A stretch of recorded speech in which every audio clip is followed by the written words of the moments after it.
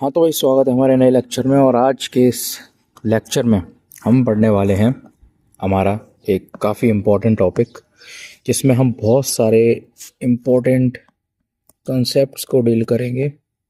वो है हमारा डिमांड ऑफ मनी। ठीक है कि भाई, मनी की जो डिमांड है वो क्यों आती है, क्यों लोगों को पैसे की ज़रूरत है, क्यों लोग पैसा अपने पास रखना चाहते हैं, और क्यों कभी कभी लोग अपना पैसा अपने पास ना रखकर बैंक में रखते हैं। तो इन्हीं सारे क्वेश्चंस का आंसर हमें इस लेक्चर में मिलेगा, तो ध्यान से देखना। ठीक है, चलो। तो डिमांड फॉर मनी, पहले तो इसकी डेफिनेशन पढ़ लेते हैं कि डिमांड फॉर मनी होता क्या है। तो डिमांड फॉर मनी का मतलब है मनी के लिए डिमांड। ठीक है, जो लोग अपने पास रखना चाहते हैं या फिर खर्च कर देना चाहते हैं किसी भी चीज़ पे। ठीक है, और वो चीज़ कुछ भी हो सकती है, कोई फिजिकल प्रोडक्ट हो सकता है, या इंटेंजिबल सर्विस या एसेट हो सकता है। ठीक है, फिजिकल प्रोडक्ट यानी जिसको आप देख सकते हो, छू सकते हो, जैसे कि आपकी लैंड हो गई, टॉयज हो गए, फूड आइटम हो गया। और इंटेंजिबल असेट या सर्विस, जैसे कि मेडिकल हेल्प या मेडिकल एड, है ना, या फिर आपकी कोई भी डिजिटल सर्विस हो गई। वो इंटेंजिबल एसेट है ना, मतलब छू नहीं सकते आप उसको, ये है, स्टोर नहीं करके रख सकते। ये हो गए आपके इंटेंजिबल एसेट्स। तो जैसे टीचिंग हो गई और मेडिकल एड हो गई। ठीक है, या किसी भी तरीके की कोई ऐसी सर्विस जो आपको हेल्प प्रोवाइड कर रही है किसी भी चीज़ में, तो वो हमारे इंटेंजिबल एसेट्स में आता है।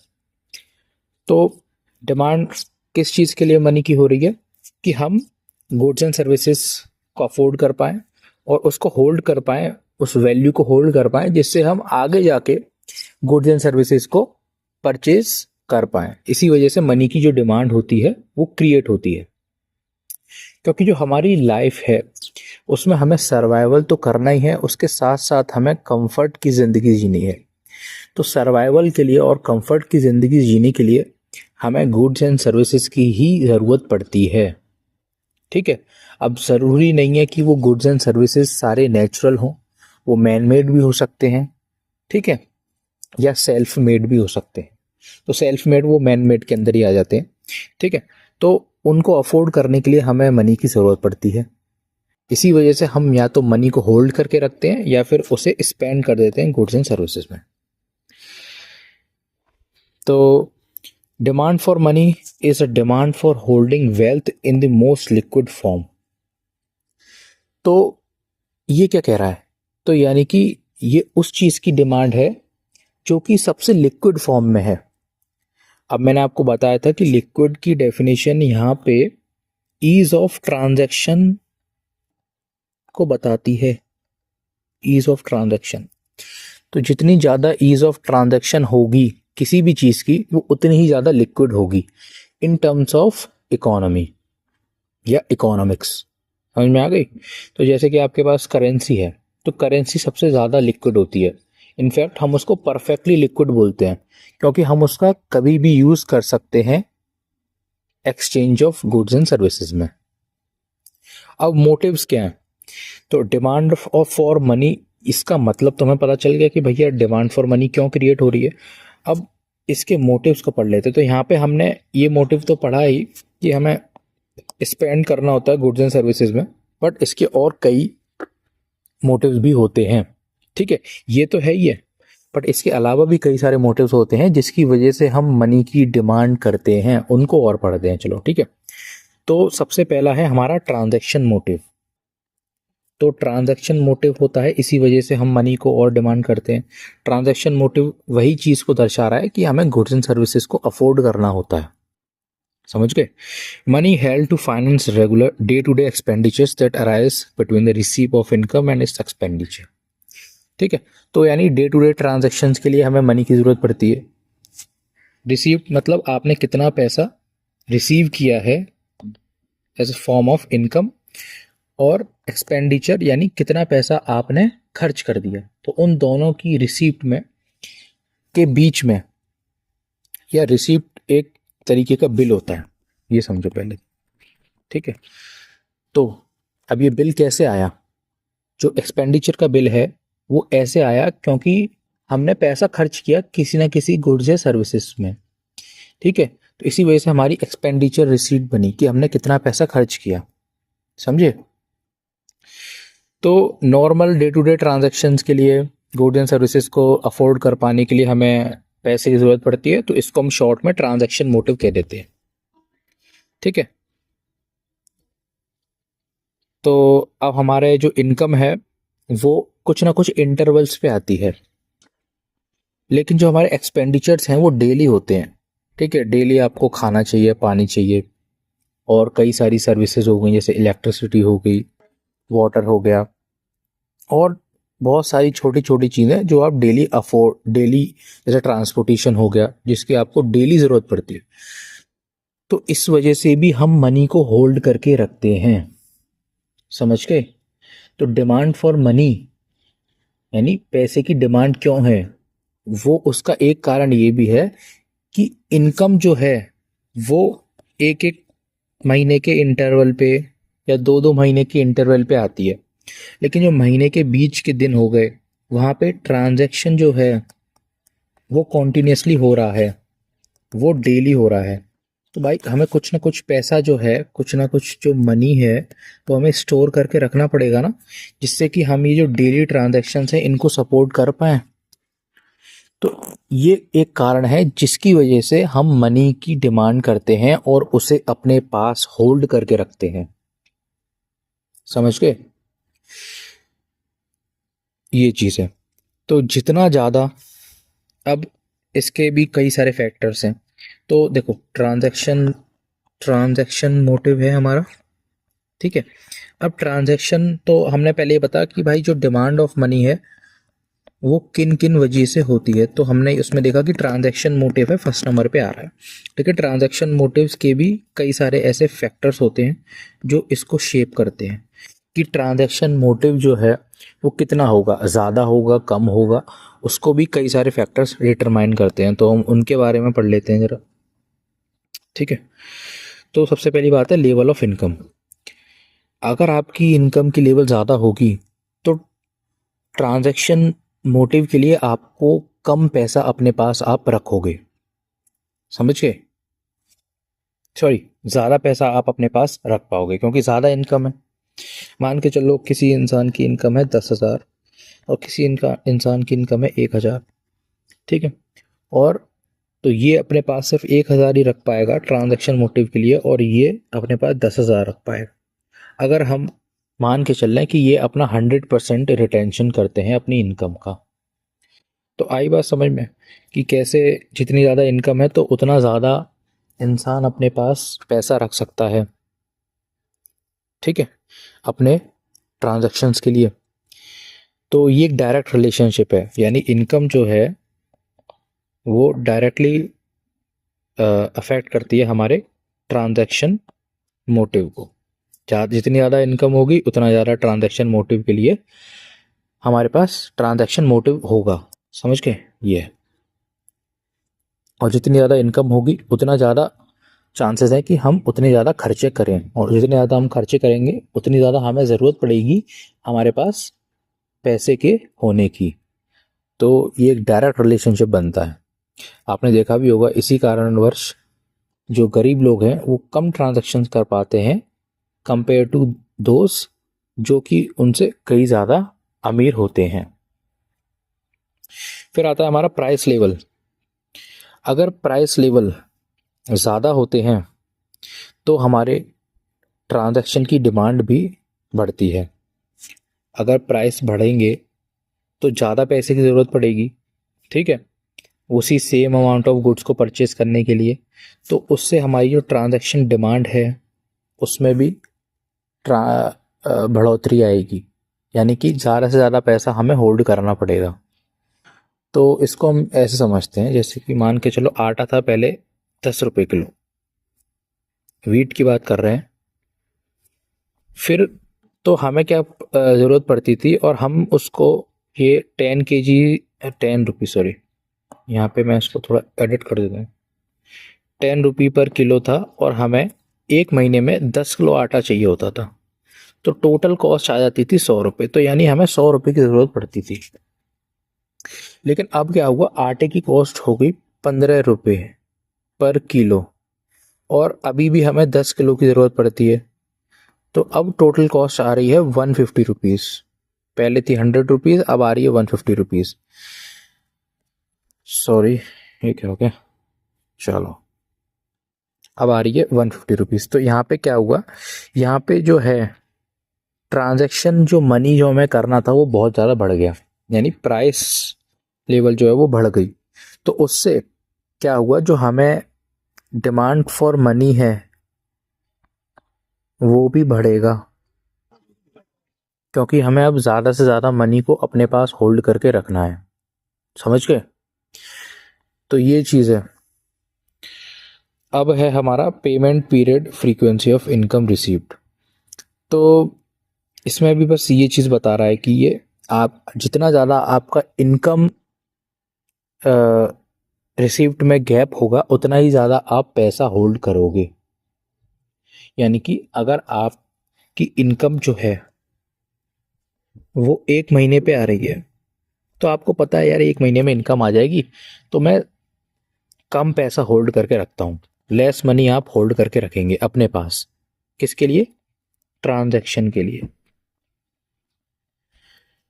लेकिन अगर आपकी जो इनकम है वो 6 महीने पे आ रही है, तो अब क्या करोगे, आप ज़्यादा पैसा होल्ड करके रखोगे, किसके लिए? ट्रांजैक्शन के लिए। क्योंकि आपके एक महीने के ट्रांजैक्शंस भी तो कम होंगे, किसके कंपैरिजन में? आपके 6 महीने के ट्रांजैक्शन में। क्योंकि 6 महीने में आपको ज़्यादा चीज़ों की ज़रूरत पड़ेगी, तो आपको ज़्यादा ट्रांजैक्शन करने पड़ेंगे, ज़्यादा ट्रांजैक्शन करने पड़ेंगे तो ज़्यादा पैसे की ज़रूरत पड़ेगी। तो इसी वजह से आपको ज़्यादा मनी भी होल्ड करके रखना पड़ेगा इन लिक्विड फॉर्म। समझ गए? तो हमारे इनकम रिसीप्ट के गैप में या फ्रीक्वेंसी ऑफ इनकम रिसीप्ट में से भी ये चीज़ काफ़ी ज़्यादा अफेक्ट होती है।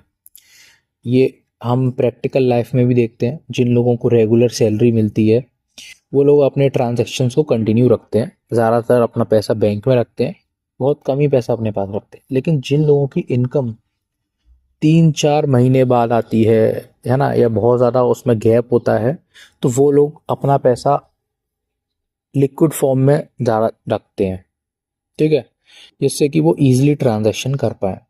देखो, अब ये जो सिनेरियो है ये हमारे डिजिटल मनी के आने से ना बहुत ज़्यादा चेंज हो चुका है, ठीक है। अब चेंज कैसे हो चुका है मैं आपको ये बताना चाहता हूँ। ऐसे हो चुका है कि पहले क्या होता था कि अगर आपने बैंक अकाउंट में पैसा डाल दिया तो फिर आप उसको तभी निकाल सकते हो जब आप या तो एटीएम में जाओगे या बैंक में जाओगे। लेकिन अब क्या होता है, अब आपको एटीएम और बैंक जाने की ज़रूरत ही नहीं है अपने पैसे को विड्रॉ करने के लिए। पहले आपको एटीएम और बैंक जाने की ज़रूरत होती थी, तो लोग कतराते थे अपना बहुत सारा पैसा बैंक में डालने से, क्योंकि पहले डालो फिर निकालो, उसमें भी कई सारी दिक्कतें होती हैं। कभी बैंक क्लोज है, बहुत सारा टाइम लगता है, एनर्जी लगती है, एफर्ट लगता है, ठीक है। तो लोग कतराते थे अपना पैसा बैंक में डालने के लिए, क्योंकि निकालने में मुश्किल होगी, और ये भी नहीं पता कि वो निकाल पाएंगे कि भी नहीं निकाल पाएंगे इन टाइम्स ऑफ इमरजेंसी। क्योंकि हमने देखा है कि बैंक रन भी हो चुके हैं कई बार, ठीक है। कभी कभी बैंक नहीं दे पाता है अपने कस्टमर्स को उतना मनी जितना उनको चाहिए होता है, किसी इमरजेंसी आ जाती है, वो सब चीज़ें। लेकिन डिजिटल मनी के आने से ये सब चीज़ें बदल चुकी हैं। अब आप ऑनलाइन पेमेंट्स जो करते हो वो आप कभी भी कहीं भी किसी को भी कर सकते हो ईजिली। तो अब आपको, अब बिल्कुल अपोजिट हो गया है। तो अब आपको पैसा ऑनलाइन ही रखना पड़ेगा अगर आपको ईजिली ट्रांजैक्शन करने हैं तो। ऑफलाइन में तो आप तभी कर पाओगे जब आप उस बंदे से कांटेक्ट में आओगे, ठीक है। लेकिन जब आप ऑनलाइन पेमेंट करोगे तो आप किसी को भी कर सकते हो, चाहे वो आपके फिजिकल कांटेक्ट में हो चाहे ना हो, ठीक है। तो डिजिटल मनी के आने से ये सिनेरियो बिल्कुल चेंज हो जाता है और थ्योरी बिल्कुल चेंज हो जाती है। लेकिन हम यहाँ पे डिजिटल मनी को इनकॉर्पोरेट नहीं कर रहे। हम यहाँ पे most liquid type of money जो कि हमारी करेंसी है उसको लेकर चल रहे हैं। ठीक है, तो ये एक तरीके से आप ना इन अप्रोचेस का एक्सेप्शन को लेके चलना आप। ठीक है, डिजिटल मनी को। नेक्स्ट हम आ जाते हैं हमारे स्पेंडिंग हैबिट्स पे। तो जो लोग ज़्यादा कंज्यूम करते हैं वो लोग ज़्यादा ट्रांजैक्शंस भी करेंगे, तो उन ट्रांजैक्शंस को सपोर्ट करने के लिए वो ज़्यादा मनी भी होल्ड करेंगे। ठीक है, और जो लोग कम कंज्यूम करते हैं वो कम ट्रांजैक्शंस करेंगे, तो उनको कम पैसे की ज़रूरत भी पड़ेगी। ठीक है, और जब मैं बोलता हूँ कि मनी को होल्ड करने की, तो मैं बोलता हूँ इन फॉर्म ऑफ करेंसी। समझ गए? In form of the most liquid type, जो कि हमारा परफेक्टली लिक्विड है, वो ये हमारी करेंसी, या फिर आप बोल लो इसे कैश। ठीक है, कैश के फॉर्म में अगर मनी होल्ड करना है उसके बारे में बात चल रही है यहाँ पे। तो स्पेंडिंग हैबिट्स एक और फैक्टर हो गया हमारा। पेमेंट फ्रीक्वेंसी ये भी मैंने बता दिया है। फिर रिलेशनशिप विद इंटरेस्ट रेट, कि भाई इंटरेस्ट रेट पे और हमारा मनी होल्डिंग पे क्या इफ़ेक्ट पड़ता है। तो देखा पहले जो थे हमारे इकोनॉमिस्ट वो मानते थे कि इन दोनों का कोई रिलेशन नहीं है। ठीक है, ज़्यादा कुछ फ़र्क नहीं पड़ता है। लेकिन जो बाद में मॉडर्न इकोनॉमिस्ट आए उन्होंने बताया कि थोड़ा सा फ़र्क तो पड़ता है। जैसे कि अगर ज़्यादा इंटरेस्ट रेट होगा, ठीक है, तो क्या करे, तो लोग है वो कम कैश होल्ड करेंगे। अब इसके पीछे की इकोनॉमिक्स क्या है उसको समझते हैं। अब हमने बोला कि हाई इंटरेस्ट रेट है, उससे क्या होगा, जो बॉन्ड्स हैं वो हमें ज़्यादा रिटर्न करेंगे, रिटर्न जो करेंगे वो ज़्यादा करेंगे। अब अगर वो हमें रिटर्न ज़्यादा कर रहे हैं तो लोग क्या करेंगे, अपना जो मनी है उसको बॉन्ड में इन्वेस्ट कर देंगे। ठीक है, तो इससे क्या हुआ, जो मनी उन्होंने होल्ड कर रखा था वो तो कम हो गया ना, इन्वर्स चली गई रिलेशनशिप। क्योंकि भाई उन्हें ना बॉन्ड से ज़्यादा पैसा रिटर्न मिलेगा ना। मान के चलो 10% है बॉन्ड रेट, तो उन्हें 10% एक्स्ट्रा रुपीज़ मिलेगा। इसी पैसे को कमाने के चक्कर में, इसी प्रॉफिट मोटिव को ध्यान में रखते हुए लोग क्या करेंगे, बॉन्ड्स में इन्वेस्ट कर देंगे। और मतलब अपने पास पैसा ना रख के वो बॉन्ड्स में इन्वेस्ट कर देंगे। तो हाइयर इंटरेस्ट रेट पे एक इनवर्स रिलेशनशिप देखने को मिलती है हमें मनी होल्डिंग से। ठीक है, तो लोग क्या करेंगे, कम पैसा होल्ड करेंगे, यानी demand for money will decrease, क्योंकि बॉन्ड्स जो है वो ज़्यादा अट्रैक्टिव ऑप्शन है। तो जैसे हमारा डिमांड डिमांड फॉर बॉन्ड्स जो है हमारा अगर इंक्रीज होगा, तो जो डिमांड फॉर मनी है वो डिक्रीज हो जाएगी। इनवर्स रिलेशनशिप है। ठीक है, ये कोई फॉर्मूला दिया हुआ है, ये कुछ नहीं है, ये बस फंक्शन है। ऐसा कोई फॉर्मूला है नहीं इनके बीच में कोई डायरेक्ट। ठीक है, बस इसने फंक्शन बना दिया है कि इंटरेस्ट रेट और हमारे ट्रांजैक्शन मोटिव में क्या है रिलेशनशिप। बस तो इसको इसको मत पढ़ना, ये कुछ नहीं है। बस आपका ये होना चाहिए सबसे स्ट्रॉन्ग, क्योंकि अभी तक का सबसे स्ट्रॉन्ग पॉइंट यही है, क्योंकि इसमें आपको बेसिक कंसेप्चुअल अंडरस्टैंडिंग चाहिए हमारे बॉन्ड्स की, रिटर्न्स की और इंटरेस्ट रेट की। ठीक है, जो कि मैंने यहाँ पे समझाया। बॉन्ड्स, अब आप पूछोगे यार ये बॉन्ड्स है क्या, तो आप बॉन्ड्स को ना एक तरीके का लोन मान के चलो। बॉन्ड्स एक तरीके के लोन होते हैं जो सरकारें और बैंक्स ना इशू करते हैं विदाउट एनी कोलेट्रल। ठीक है, तो आपने किसी का बॉन्ड खरीदा, तो बस वहाँ पे एक प्रॉमिस एग्जिस्ट करता है कि हाँ, जिस इंसान का आपने बॉन्ड खरीदा है वो आपको एक्स्ट्रा रिटर्न करेगा। फुल पैसा तो रिटर्न करेगा ही, जितना उसने इंटरेस्ट रेट का एग्रीमेंट किया है उतना आपको पर ईयर भी मिलेगा। जैसे कि मैंने यहाँ पे 10% की बात की थी, और अगर ये बॉन्ड 3 साल के लिए है और आपने 100 रुपये इन्वेस्ट किए, तो at the end of 3 years आपको 100 रुपीज़ तो मिलेंगे, और पर ईयर 10% ऑफ 100 जो कि 10 है, ये भी 3 बार मिलेगा। तो इन टोटल आपको 130 रुपीज़ मिलेंगे। ये होता है बॉन्ड का मतलब। समझ में आई? तो बॉन्ड हमारे एक तरीके के लोन ही होते हैं, बट लोन और बॉन्ड में ये अंतर है कि लोन्स जो होते हैं, जो लोन है वो एक ब्रॉडर टर्म है, ठीक है, वो एक अम्ब्रेला टर्म है जो कि हमारा इस लैंडिंग बिजनेस में यूज़ किया जाता है। ठीक है, लोन्स भी कई प्रकार के होते हैं, सिक्योर्ड लोन्स, अनसिक्योर्ड लोन्स। तो सिक्योर्ड लोन्स वो होते हैं जिसमें हम को कोलेट्रल का यूज़ करके कोलेट्रल का यूज़ करते हैं, कोलेट्रल को गिरवी रखते हैं। लेकिन जो अनसिक्योर्ड लोन्स होते हैं उसमें हम कोलेट्रल का यूज़ नहीं करते हैं। ठीक है, तो बॉन्ड्स जो हैं वो हमारे अनसिक्योर्ड लोन्स हैं, यानी कि यहाँ पे कोई कोलेट्रल नहीं होता। तो आई होप ये तुम्हें समझ में आया होगा। ठीक है, अब कोलेट्रल जानना है तो भाई इंतज़ार करो, क्योंकि अगर मैं वैसे बताता रहा तो ऐसी कंसेप्ट्स आते रहेंगे। तो इंतज़ार करो हमारे नेक्स्ट चैप्टर्स का, जो कि बैंक के ही ऊपर बेस्ड होगा, जिसमें हम ये सारे टर्म्स पढ़ेंगे, लोन्स वगैरह, अनसिक्योर्ड, कोलेट्रल वगैरह, ये सब। ठीक है, तो ये हो गया। अब है हमारा नेक्स्ट, पहले तो मैं इसको साफ करता हूँ और फिर हम इसके बारे में पढ़ेंगे जो कि है प्रिकॉशनरी मोटिव। तो अभी तक हम क्या पढ़ रहे थे? अभी तक हम ट्रांजैक्शन मोटिव पढ़ रहे थे।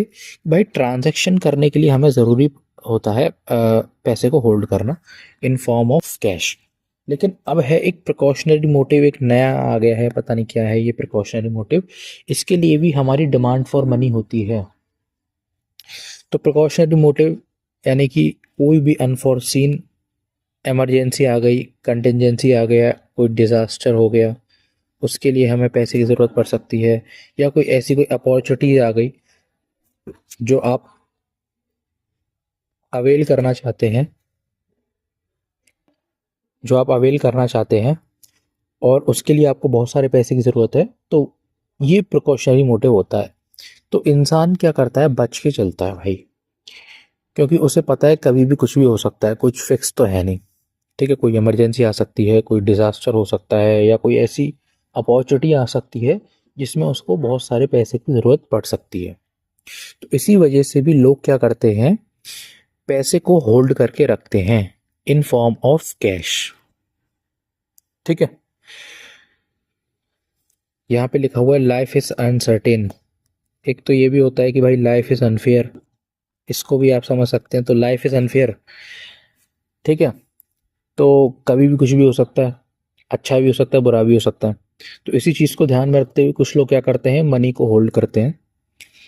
ठीक है, क्योंकि कोई भी मेडिकल इमरजेंसी हो सकती है, या कभी भी कुछ भी ज़रूरत पड़ सकती है पैसे की, जिसमें हमें कैश की ज़रूरत पड़ रही है, यानी जिसमें हमें ट्रांजैक्शन की ज़रूरत पड़ रही है। समझ गए ये? पर हमने इसको ट्रांजैक्शन मोटिव में इसलिए नहीं रखा है क्योंकि यहाँ पे रीजंस अलग हैं। ट्रांजैक्शन मोटिव में हमने कंजम्पशन के ऊपर ध्यान दिया था, यहाँ पर हमने इमरजेंसीज के ऊपर ध्यान दिया है। ठीक है, अनफोर्सिन एक्सपेंडिचर्स के ऊपर ध्यान दिया है, नॉर्मल ट्रांजैक्शन के ऊपर नहीं ध्यान दिया। इसलिए हमने जो ये सारे रीजंस हैं उनको प्रिकॉशनरी मोटिव में रखा हुआ है। चलो फिर हमारा नेक्स्ट पे आ जाते हैं, जो कि है, कहाँ गया ये रहा। ठीक है, कुछ जॉब लॉस हो सकता है, कुछ सडन रिपेयर हो सकता है, उसके लिए आपको पैसे की ज़रूरत पड़ सकती है। तो ये जो प्रिकॉशनरी मोटिव है ये उनको डिफाइन करता है, उन कंडीशंस को। अब डिटर्मिनेंट्स, जितनी ज़्यादा आपकी इनकम होगी उतना ज़्यादा आप प्रिकॉशनरी बैलेंस मेंटेन कर सकते हैं। मान के चलो एक कंट्री है जहाँ पे लोगों को ऐसा गाइड किया जाता है कि आप 20% अपना इनकम का प्रिकॉशनरी बैलेंस मेंटेन करके रखें। तो एक इंसान की इनकम है 100 और एक इंसान की इनकम है 1000। तो ये 100 का 20% यानी 20 रुपीज़ को as a precautionary balance maintain करके रखेगा। ठीक है, कि भाई अब कुछ भी हो सकता है, तो उसमें हम 20 रुपये ऐसे बचा के चल लेते हैं, अपने पास रख लेते हैं, जिससे कि हम आराम से चीज़ों को डील कर पाएँ अगर कुछ ऐसा होता है। ये इंसान क्या करेगा? ये 200 रुपये मेंटेन करके रख सकता है, क्योंकि 20% ऑफ 1000 इज 200। ठीक है, तो ये ऐसे करके रख सकता है। तो देख रहे हो कि भाई इनकम के बढ़ने से हमारा प्रिकॉशनरी बैलेंस जो है वो भी बढ़ता है। तो ये क्या है? ये डायरेक्टली ये एक तरह डायरेक्टली रिलेटेड है। ठीक है, अगर ये बढ़ेगा तो ये भी बढ़ेगा। फिर है हमारा अनसर्टेनिटी या रिस्क एवर्जन। तो भाई जितनी ज़्यादा आपकी सोसाइटी में, आपकी कंट्री में, स्टेट में या आपके रीजन में जितनी ज़्यादा अनसर्टेनिटी है, उतना ज़्यादा आपकी टेंडेंसी होगी कि आप पैसा होल्ड करके रखें। ठीक है, तो ये भी क्या है, डायरेक्टली रिलेटेड है। अनसर्टेनिटी जितनी ज़्यादा होगी उतना ज़्यादा आप क्या करेंगे, प्रिकॉशनरी बैलेंस मेंटेन करके रखेंगे। ये देखा गया है, ये एक पैटर्न है जो कि नोटिस किया गया है। मान के चलो कोई इंसान है, वो उत्तर प्रदेश की बेल्ट में रहता है। ठीक है, यहाँ पे जो डिजास्टर्स हैं वो बहुत ज़्यादा कम आते हैं। ना यहाँ पे कोई अर्थक्वेक आता है बहुत ज़्यादा मेजर, ना कोई वोल्केनो। फ्लड्स भी बहुत कम होती हैं क्योंकि रीजन जो है वो बहुत बड़ा है। ठीक है, और प्रॉपर एफोरेस्टेशन है, ये सब। लेकिन मान के चलो अगर हम बात करते हैं उस इंसान की जो कि हमारा रहता है आंध्र प्रदेश में, और आंध्र प्रदेश की भी कोस्ट पे रहता है, तो वो क्या करेगा, वहाँ पे डिजास्टर्स जो हैं वो ज़्यादा होते हैं।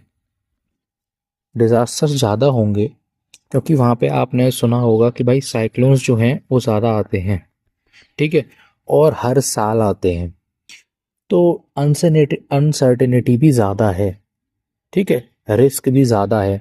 तो इस रिस्क को काउंटर करने के लिए प्रिकॉशनरी बैलेंस भी ज़्यादा ही होगा अगर हम दोनों की इनकम लेवल्स को सेम कर दें तो क्योंकि ज़्यादा डिज़ास्टर्स हैं, ज़्यादा अनसर्टेनिटी है, ज़्यादा रिस्क है, तो प्रिकॉशनरी बैलेंस भी आंध्र प्रदेश के लोग ज़्यादा मेंटेन करके रखेंगे उन लोगों के कंपैरिजन से जो यूपी में रहते हैं, क्योंकि यहाँ पे कोई डिज़ास्टर होता नहीं है, या होते भी तो हैं बहुत माइनर होते हैं, बहुत मेजर डिज़ास्टर नहीं होते। ठीक है, क्योंकि भाई यहाँ तो ना तो यहाँ पे कोई टोर्नेडो आता है, ना कोई अर्थक्वेक आता है, ना कोई वोल्केनो आती है। ठीक है, अर्थक्वेक भी आएंगे तो बहुत माइनर आते हैं, पता भी नहीं चलते मेजॉरिटी ऑफ द टाइम। ये अब हम बात कर लेते हैं एक्सेस टू क्रेडिट। ये भी एक ऐसी चीज़ है जो अफेक्ट करती है हमारे मनी होल्डिंग को। ठीक है, डिमांड फॉर मनी को। तो जितनी भी बार मैंने मनी होल्डिंग बोला है, मैं एक्चुअली डिमांड ऑफ मनी की बात कर रहा हूँ या डिमांड फॉर मनी की बात कर रहा हूँ, तो कंफ्यूज मत होना। तो एक्सेस टू क्रेडिट, अब मतलब अगर आपका जो लोन है वो इजीली मिल जा रहा है आपको, तो आप क्या करोगे, आप चिल रहोगे कि हाँ भाई अगर कुछ भी होता है, कुछ भी डिजास्टर या कोई अनफॉर्चुन एक्सपेंडिचर की नीड उठती है, तो मैं आराम से लोन लेके उसको सॉर्ट आउट कर सकता हूँ। लेकिन भाई अगर लोन आपको नहीं मिल रहा है इजीली, तो आप क्या करोगे, अपना ही पैसे को बचा के रखोगे। लेकिन आपको इजीली अगर लोन अवेलेबल है तो आप उतना ज़्यादा अपने पैसे पे डिपेंड नहीं करोगे। तो ये जो है एक्सेस टू क्रेडिट, ये इन्वर्सली प्रोपोर्शनल है हमारे डिमांड फॉर मनी के।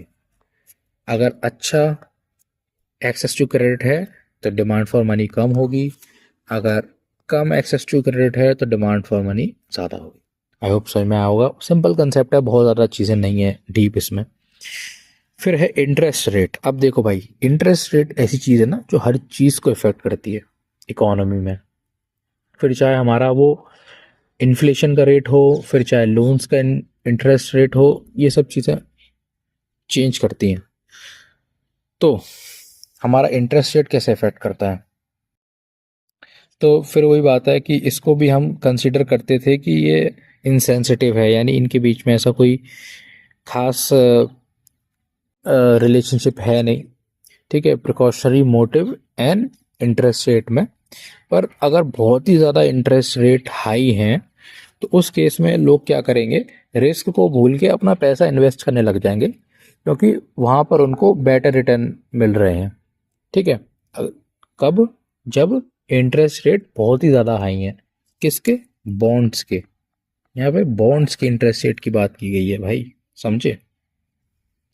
क्योंकि लोगों को यहाँ पे बॉन्ड्स के इंटरेस्ट रेट की इसलिए बात कही है क्योंकि यहाँ पे लोगों को पैसा अपने पास रखने से कौन रोक सकता है? इन्वेस्टमेंट ही तो रोक सकती है। तो इसीलिए किसी भी तरीके का बॉन्ड या स्टॉक्स या ऐसी कोई इन्वेस्ट ऑन रिटर्न वाली चीज़ जो हो गई, वो उसकी बात की जा रही है यहाँ पे, उसके इंटरेस्ट रेट की बात की जा रही है। ठीक है, तो ये है। तो वैसे तो इनके बीच में कोई रिलेशनशिप नहीं होती, लेकिन अगर इंटरेस्ट रेट बहुत ज़्यादा हाई है तो लोग क्या करेंगे, डिजास्टर विजास्टर को सब भूल के अपना पैसा करेंगे इन्वेस्ट, बोलेंगे भाई पहले पैसा कमा लो, बाद में देखेंगे इनको। ये होता है। ठीक है, अब ये हमारा कंप्लीट हो चुका है। अब हम करेंगे transaction combined with transaction motive. तो जो हमारे क्या कहते हैं, ट्रांजैक्शन बैलेंस हो गया या एक्टिव बैलेंस है, ये इनकम ड्रिवन ज़्यादा होते हैं, यानी इनको इनकम ज़्यादा इफ़ेक्ट करती है, इंटरेस्ट रेट कम इफ़ेक्ट करता है। तो कहने का मतलब ये है कि हमारा जो ट्रांजैक्शन मोटिव है, उसमें जो हमारा ट्रांजैक्शन बैलेंस होता है, जो हम मेंटेन करके रखते हैं ट्रांजैक्शन करने के लिए, उसको इनकम ज़्यादा इफ़ेक्ट करती है, इंटरेस्ट रेट से ज़्यादा इनकम इफ़ेक्ट करती है। तो जितनी ज़्यादा इनकम होगी इंसान की, उतना ज़्यादा ट्रांजैक्शन बैलेंस को मेंटेन करेगा। ठीक है, इंटरेस्ट रेट उतना ज़्यादा इफ़ेक्ट नहीं करेगा, क्योंकि देखो इन्वेस्ट करना, लोन लेना, ये एक बहुत स्मॉल फ्रैक्शन ऑफ पॉपुलेशन ही करती है, क्योंकि मेजॉरिटी ऑफ द पॉपुलेशन है वो ये सब नहीं करती। समझ गए तुम? तो ये चीज़ है। तो इसीलिए इनकम ज़्यादा इफेक्टिव है इंटरेस्ट रेट से इस केस में। ये फॉर्मूला है, ये कोई फॉर्मूला है नहीं, ये बस रिलेशन दिखा रहा है फंक्शन के फॉर्म में, इसको पढ़ने की याद रखने की कोई ज़रूरत है नहीं। चलो, फिर है हमारा स्पेकुलेटिव मोटिव। तो अभी हमने दो मोटिव पढ़ चुके हैं। पहला था हमारा ट्रांजैक्शन मोटिव, दूसरा है हमारा प्रिकॉशनरी मोटिव। ठीक है, तीसरा हमारा फाइनल आएगा जो कि हमारा स्पेकुलेटिव मोटिव। यानी कभी कभी हम पैसे को इसलिए भी बचा के रखते हैं अपने पास, क्योंकि हमें ऐसा लगता है कि आने वाले समय में जो चीज़ें हैं उसमें हमें ज़रूरत पड़ सकती है, या चीज़ों की जो प्राइस है वो अप या डाउन जा सकता है। तो उसमें इन्वेस्ट करने के लिए हम अपने पास डिमांड मनी की बना के रखते हैं। ठीक है, money held to take advantage of expected changes in asset prices.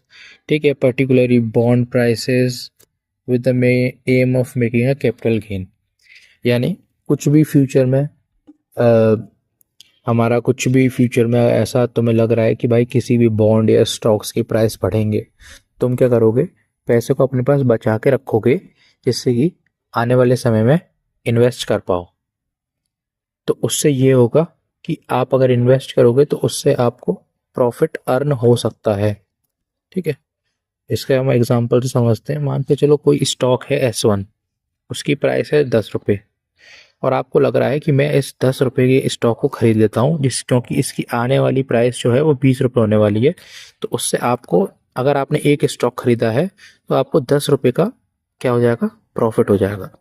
तो कुछ लोग इन स्पेकुलेशन को ध्यान में रखते हुए ऐसे डिसीजन लेते हैं जिससे कि वो फ़ायदा कमा सकें। ठीक है, स्टॉक मार्केट में स्पेकुलेटिव मोटिव हमेशा काम करता है।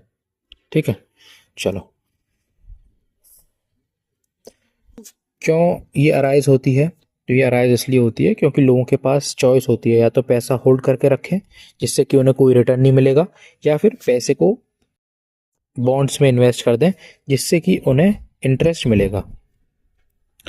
तो ये उनके डिसीजन जो होता है, ये पूरा डिपेंड करता है कि फ्यूचर में उस बॉन्ड प्राइस क्या होगा या स्टॉक प्राइस क्या होगा।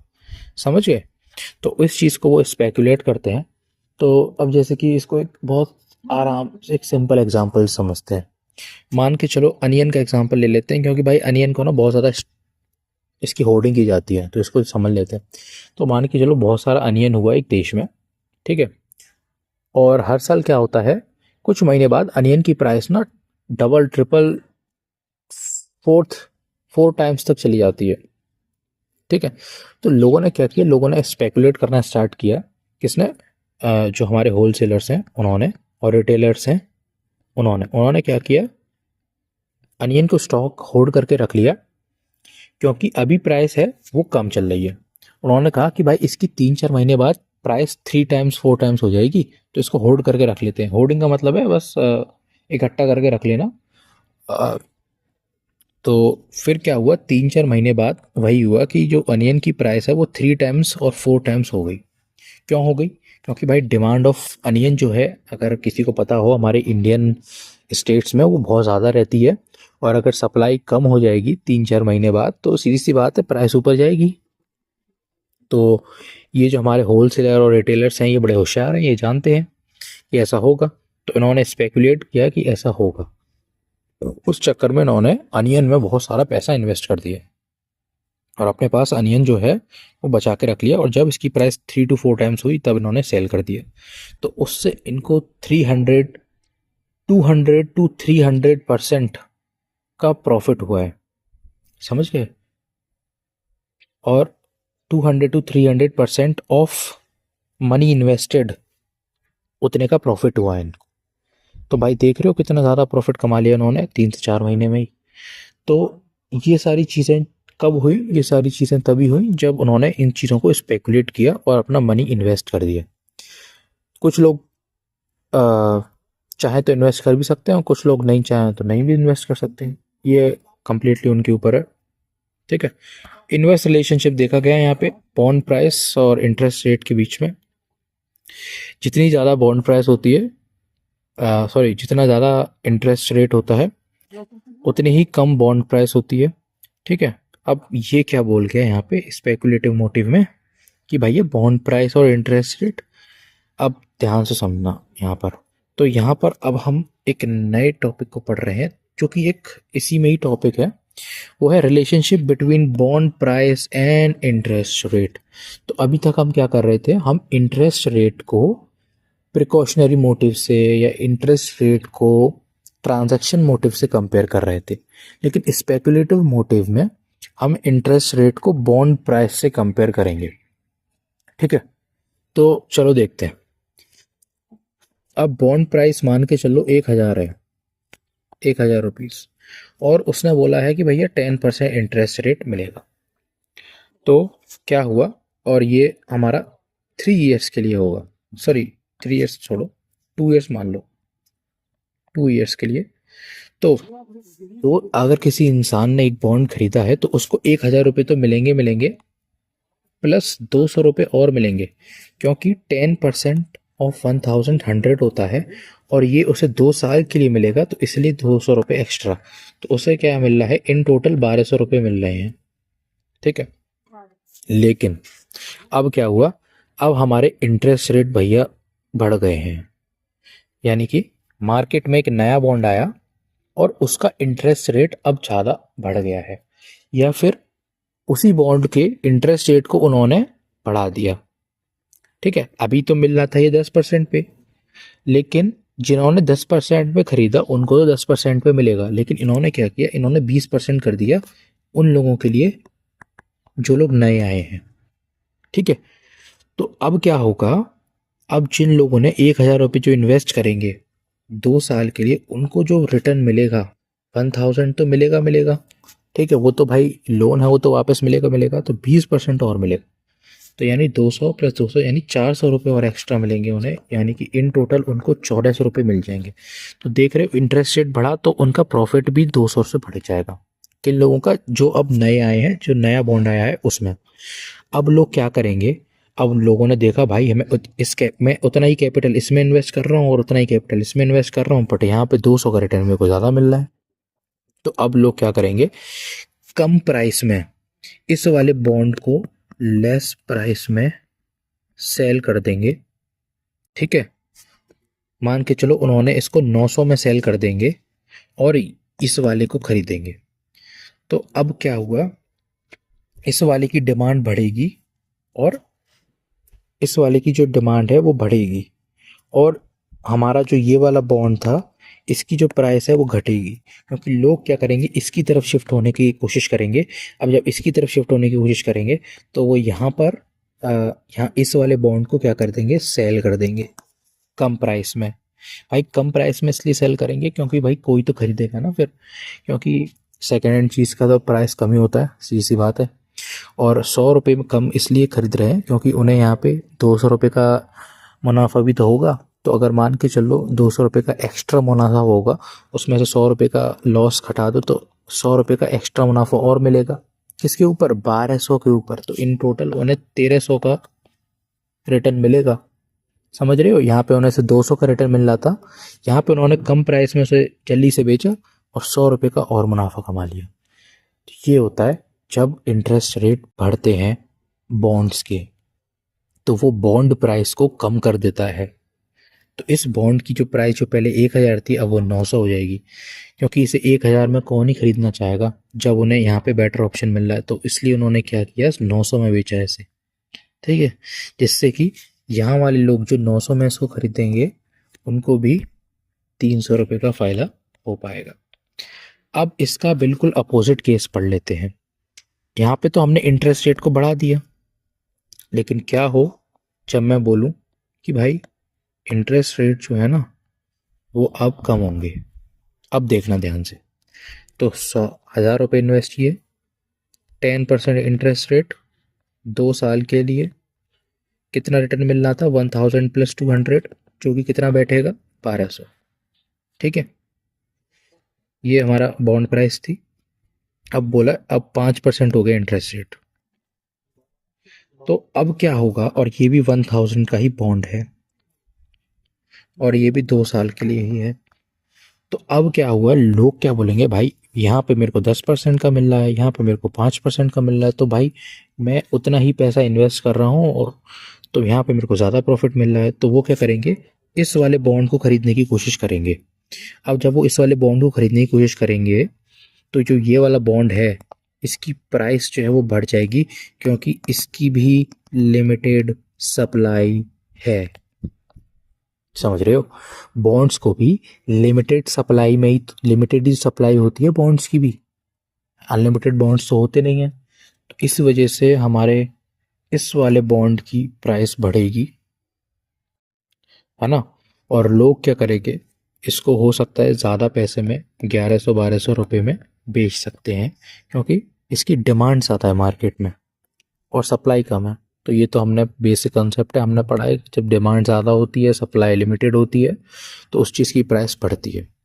तो इस वजह से यहाँ पे इस वाले बॉन्ड की प्राइस बढ़ जाएगी। समझ गए। तो हमने देखा कि जब इंटरेस्ट रेट कम कर दिए जाते हैं तो बॉन्ड प्राइस बढ़ जाते हैं, और जब इंटरेस्ट रेट बढ़ा दिए जाते हैं तो बॉन्ड प्राइस कम हो जाते हैं।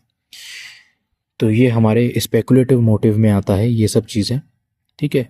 और ये हमारे जो स्टॉक्स हो गए, बॉन्ड्स हो गए, लोन्स हो गए, उन सब पे ये सब अप्लाई वगैरह होता है, ठीक है। क्योंकि इन सब में एक चीज़ कॉमन है और वो है अनसर्टेनिटी। कुछ भी हो सकता है, कम ज़्यादा कुछ भी हो सकता है, इसलिए लोग स्पेकुलेट करते हैं कि ऐसा हो सकता है या ऐसा नहीं हो सकता है। समझ गए। चलो, हमने ये तो पढ़ लिया। अब आते हैं हमारे नेक्स्ट पे। कहाँ गया यार, ये वाला लेक्चर थोड़ा सा बड़ा होने वाला है क्योंकि इसमें हम काफ़ी इम्पोर्टेंट कंसेप्ट्स को पढ़ेंगे। तो अब हम डिटर्मिनेंट्स के बारे में बात करेंगे कि भाई कौन से फैक्टर्स हैं जो डिटरमाइन करते हैं हमारे स्पेक्युलेटिव मोटिव को। तो एक तो हमने इंटरेस्ट रेट से एक तो हमने पहले क्या किया, इंटरेस्ट रेट और बॉन्ड प्राइस का रिलेशन पढ़ा। अब इंटरेस्ट रेट का स्पेक्युलेटिव मोटिव से क्या रिलेशन है वो पढ़ते हैं। तो ज़्यादा इंटरेस्ट रेट पे ज़्यादा पैसे अर्न करने की चांसेस होते हैं, तो लोग क्या करते हैं, वो इन्वेस्ट कर देते हैं और कम पैसा अपने पास रखते हैं, यानी डिमांड ऑफ मनी जो है वो डिक्रीज़ होती है, और क्योंकि डिमांड ऑफ बॉन्ड्स जो है वो इंक्रीज़ हो जाती है, ठीक है। तो बॉन्ड्स खरीदने तो पैसा तो इन्वेस्ट करना पड़ेगा ना गुरु, तो ये सब होता है। और कम इंटरेस्ट रेट पे, क्योंकि लोगों को लगता नहीं है कि भाई बहुत ज़्यादा रिटर्न हमें मिलेगा, तो लोग क्या करते हैं, अपने पास ही पैसा रखते हैं, क्योंकि मार्केट में थोड़ी बहुत अनसर्टेनिटी भी बनी रहती है कि भाई पैसा वापस मिलेगा कि नहीं मिलेगा। ठीक है, ये सब चीज़ें हैं। तो ये हमारे इंटरेस्ट रेट ने ऐसे हमारे स्पेकुलेटिव मोटिव को इफेक्ट किया है। और यहाँ पे जो मेन चीज़ है, प्राइमरी ड्राइवर है स्पेकुलेटिव मोटिव का, वो है हमारा फ्यूचर इंटरेस्ट रेट, कि भाई फ्यूचर में इंटरेस्ट रेट क्या होंगे। ठीक है। फिर एक कंसेप्ट आता है हमारा लिक्विडिटी ट्रैप। ये तब होता है जब जब इंटरेस्ट रेट बहुत कम होते हैं। ठीक है। तब क्या होता है, तब लोग ना एक्सपेक्ट करते हैं कि आगे चल के तो ज़रूर इंटरेस्ट रेट बढ़ेंगे, और जब बढ़ेंगे इंटरेस्ट रेट तब लोग इन्वेस्ट करने की फिराक में रहते हैं। अब जब लोग इन्वेस्ट करने की फिराक में रहते हैं ना, तो वो अपना बहुत सारा पैसा जो है वो बाहर निकाल लेते हैं, क्योंकि उन्हें उन्हें लग रहा है कि भाई इंटरेस्ट रेट तो बहुत कम है और इससे हमें ज़्यादा रिटर्न मिलेगा नहीं, और अगर हम पैसा बाहर निकाल लेंगे और जो नए बॉन्ड्स आएंगे जिसमें हायर इंटरेस्ट रेट होगा, तो उससे क्या होगा, हमारा प्रॉफिट बढ़ेगा क्योंकि हम उसमें इन्वेस्ट करेंगे। तो ऐसे केस में जब करेंटली हमारे इंटरेस्ट रेट बहुत ही ज़्यादा कम है, क्लोज टू ज़ीरो हैं, उसमें बहुत ज़्यादा कैपिटल लॉस होता है इकोनॉमी को और बॉन्ड्स को, खासकर इन्वेस्टमेंट फर्म्स को, जो इन्वेस्टमेंट की खोज में है, जिससे कि हमारी जो इकोनॉमी है वो काफ़ी ज़्यादा इनफेक्टिव हो जाती है, क्योंकि सारा पैसा तो लोगों ने अपने पास रख लिया, तो इकोनॉमी में पैसा ही नहीं होगा, मनी मल्टीप्लायर कम होगा। मनी मल्टीप्लायर कम होगा तो भाई सीधी सी बात है, इकोनॉमी की ग्रोथ नहीं हो पाएगी उतने अच्छे से। ठीक है। तो ये लिक्विडिटी ट्रैप एक तरीके से हमारा एक कंसेप्ट है, जो कि कब लगता है, जब इंटरेस्ट रेट ना बहुत कम होते हैं। ये है। चलो, अब आ जाते हैं हमारे डिटर्मिनेंट्स ऑफ मनी सप्लाई। तो अब तक हम पढ़ रहे थे डिमांड फॉर मनी, जो कि हमारा कंप्लीट हो चुका है।